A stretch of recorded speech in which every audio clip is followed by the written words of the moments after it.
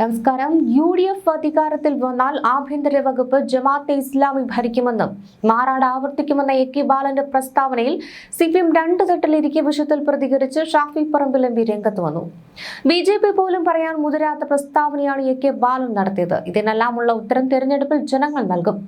കേരളത്തിൽ അനിവാര്യമായ മാറ്റമുണ്ടാകും. വിഴിഞ്ഞത്ത് UDF സ്ഥാനാർത്ഥിയുടെ വിജയം സുനിശ്ചിതമാണ്.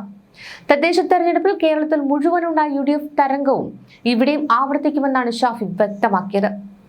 വിവാദ പരാമർശത്തെ തുടർന്ന് CPIM നേതാവ് AK ബാലന് വക്കീൽ നോട്ടീസ് അയച്ചിരിക്കുകയാണ് ജമാഅത്തെ ഇസ്ലാമി. നഷ്ടപരിഹാരം ആവശ്യപ്പെട്ട് ജമാഅത്തെ ഇസ്ലാമി സെക്രട്ടറി മുഹമ്മദ് സാഹിബാണ് നോട്ടീസ് അയച്ചത്. 1 കോടി രൂപ ആവശ്യപ്പെട്ടുകൊണ്ടാണ് ഈ നഷ്ടപരിഹാരം ആവശ്യപ്പെട്ടിരിക്കുന്നത്. UDF അധികാരത്തിലെത്തിയാൽ ജമാഅത്തെ ഇസ്ലാമി ആകും ആഭ്യന്തരം ഭരിക്കുക എന്നായിരുന്നു AK ബാലൻ പറഞ്ഞത്. ഈ പ്രസ്താവന 7 ദിവസത്തിനകം പിൻവലിച്ച് പരസ്യമായി മാപ്പ് പറയണമെന്നും ക്ഷമാപണം നടത്തിയില്ലെങ്കിൽ ക്രിമിനൽ കേസ് നടപടികളുമായി മുന്നോട്ട് പോകുമെന്നുമാണ് നോട്ടീസിൽ പറയുന്നത്. വർഗീയത വിളമ്പുന്ന പ്രസ്താവന AK ബാലനെ കൊണ്ട് പറയിച്ചതാണെന്ന് AICC സംഘടനാ ജനറൽ സെക്രട്ടറി KC വേണുഗോപാൽ പ്രതികരിച്ചു. തോറ്റതിന്റെ യഥാർത്ഥ കാരണം കണ്ടെത്തുന്നതിന് പകരം കരുടൻ ആനയെ കണ്ടതുപോലെയാണ് CPM നേതാക്കളുടെ സ്ഥിതി. തെരഞ്ഞെടുപ്പിൽ വർഗീയ കക്ഷികളുമായി മുന്നണി ഉണ്ടാക്കുവാൻ കോൺഗ്രസ് ശ്രമിച്ചിട്ടില്ല.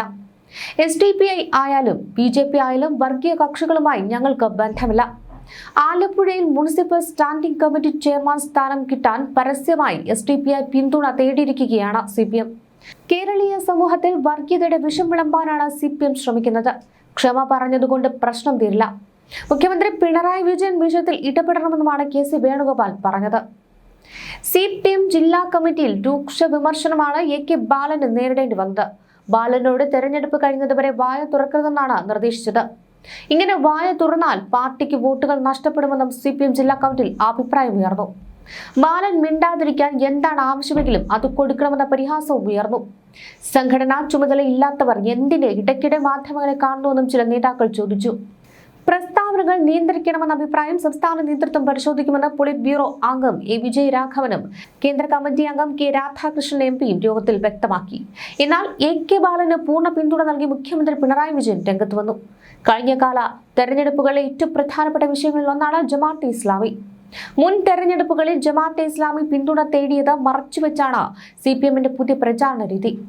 ന്യൂനപക്ഷ വർഗീയതയുടെ ഭാഗമാണ് ജമാഅത്ത് ബന്ധമെന്ന് സ്ഥാപിച്ച് ഭൂരിപക്ഷ വോട്ടുകൾ നേടുകയെന്ന രാഷ്ട്രീയമാണ് CPM പയറ്റുന്നത്. UDF അധികാരത്തിൽ വന്നാൽ ആഭ്യന്തര ജമാഅത്തെ ഇസ്ലാമി ഭരിക്കുമെന്ന AK ബാലന്റെ വാക്കുകളിൽ വിദ്വേഷം മാത്രമാണുള്ളത്.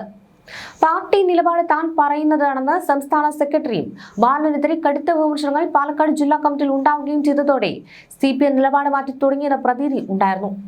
എന്നാൽ പിന്തുണയുമായി മുഖ്യമന്ത്രി തന്നെ പിന്നീട് രംഗത്ത് വന്നു. ന്യൂനപക്ഷ വിരുദ്ധർ CPM അല്ല എന്ന് സ്ഥാപിക്കാൻ AK ആന്റണി അടക്കമുള്ള കോൺഗ്രസ് നേതാക്കളുടെ പഴയ ബൈറ്റുകൾ മുഖ്യമന്ത്രി നിർത്തി.